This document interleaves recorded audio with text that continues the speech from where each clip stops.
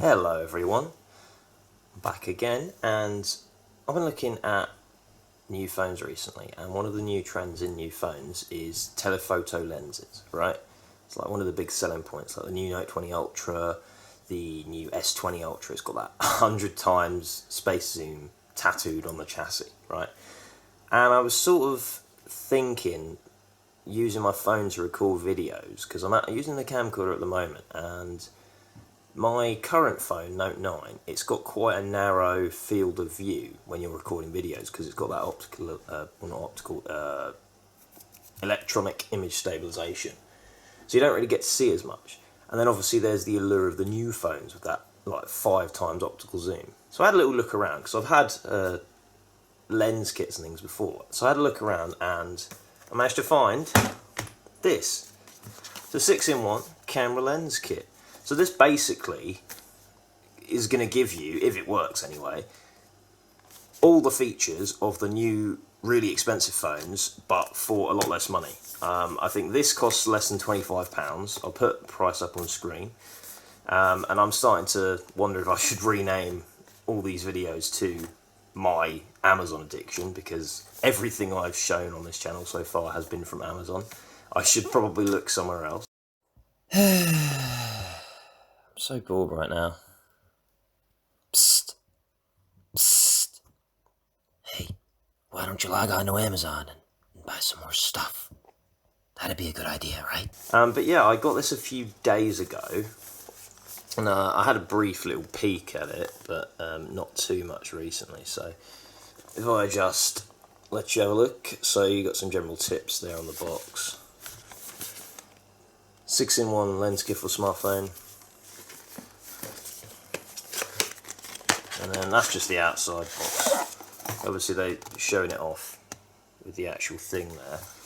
So you get this pretty snazzy little carrying case. It's even got a little clip, although I wouldn't trust that really.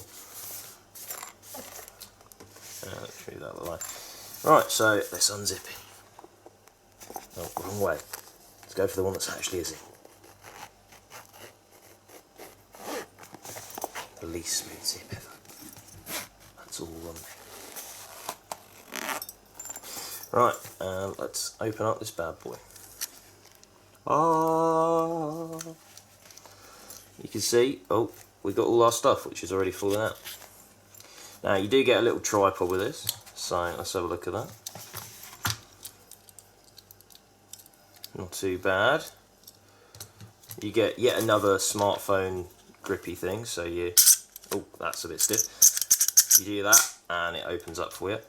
You got, this is probably the pièce de résistance. This is the telephoto lens. It's actually not that big. 12x this does, which is better than that Note 20, so maybe we could save ourselves some money instead of upgrading. And then we got some other lenses as well.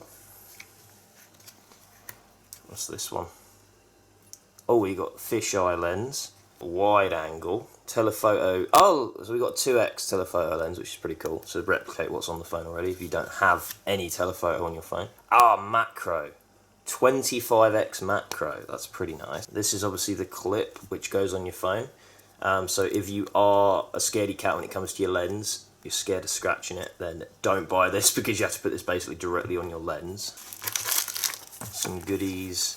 What's this? Looks like this is just some basic instructions in a language I don't understand. Well, it looks kind of German. List of the contents.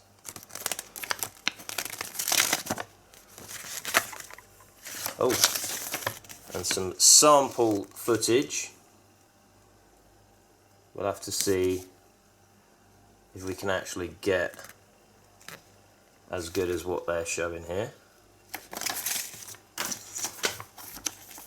Satisfied. Oh. Frustrated. Okay. Yeah, another cheap little shutter button with what looks like 2 different buttons on there.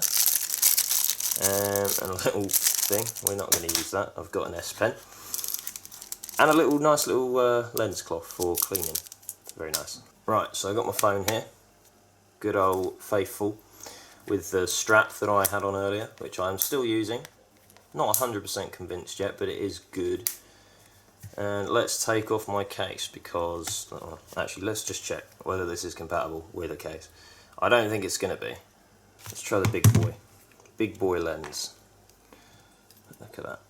Ooh, has this got a focus ring? It looks like... Ooh. Doing anything? I'm not sure. We'll have to have a look. So, you have to undo this bit. Now I would assume for these to be effective you have to have them like directly on the lens, but we'll see. Although actually I think you're meant to screw these on afterwards. Now you're not meant to put this on the 2x lens, you're just meant to put it on the regular one. I'm assuming the regular one's in the middle. Okay, and let's go... Okay, slight issue I've noticed. Does block the fingerprint sensor on the Note 9. And, well, actually kind of the front screen as well. But hey, this is not ideal.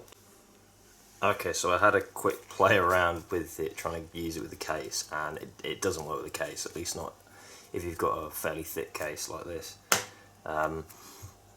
I have mounted it to there, and I've noticed an issue straight away, really. It blocks some of the controls up here, because on this phone, unfortunately, there's not enough... There's not quite enough... it doesn't stretch enough to do it from the side, which would probably be better. So you have to do it, mount it from the top, which is... when you're trying to hold the phone like that, it can get in the way. And having just tried to use the zoom lens, so this is a little focus ring, it depends obviously how far away you're pointing it. And it does tend to focus pretty well, but it's so unstable where obviously you're so close up. I'd say it's unusable without the tripod. I'll give the tripod a go, but you know, other than that, let's use some more realistic. Try some more realistic lenses. I am going to put footage or pictures from all of the lenses at the end of the video. So if you want to go see that, then go to the end. Alright, so this is the wide angle now that we're trying. Pop off the cap. Super strength. Right, so as is pretty common for these, it's very difficult to get... it's very difficult to get it on there without having black at the corners. Not impossible, but... right, so this is in the photo mode, okay, so that's with the wide angle, okay, and then without the wide angle. Wow, okay, so that actually makes quite the difference. That's pretty substantial, actually. Let's do that. Should we see that again? Obviously I've not lined it up perfectly.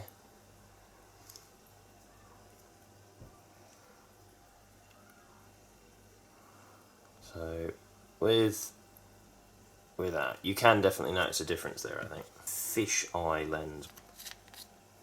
Okay. As you can see, so you do suffer major black bars with this one, but I mean that fisheye is very useful. You can see, you can see all the edges of the table, and yeah, this would make for a really cool top-down view. And then if I go into video mode, so obviously video mode, it does crop, but I think even with that, yeah, I mean look how much better that is. Should we have a look at I'll just demonstrate the wide angle as well real quick. I'm not even going to use the mount. So that's with the wide angle, without the wide angle. So yeah, it does give you a little bit more. I think it's noticeable. It's not the most significant. Alright, so this is the 2x lens. This is a bit pointless on my phone because I've got a 2x lens, but I thought, why not? So this is with it on. This is in video mode and in photo mode. So in photo mode you can see the rings around it, which is not, you can probably adjust that to change it, but you know, those are sort of the compromise you get for like a clip-on lens system. But I'll just show you while I'm taking it off. As you can see, it zooms out a fair bit, so that's not too bad. But again, on a phone like this, it's pointless because I can just do that and then I get a better 2x anyway. Right, now this is obviously the 2x macro lens. You can see all the fingerprints on the back of my phone. So this lens is probably going to be the most interesting. So, well, if it works, that is. So it doesn't look like we've got any sort of focus now, but let's see. Hopefully we can.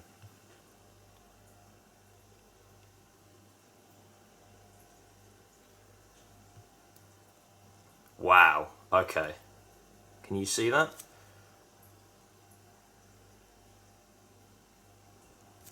Move it a bit up so you can.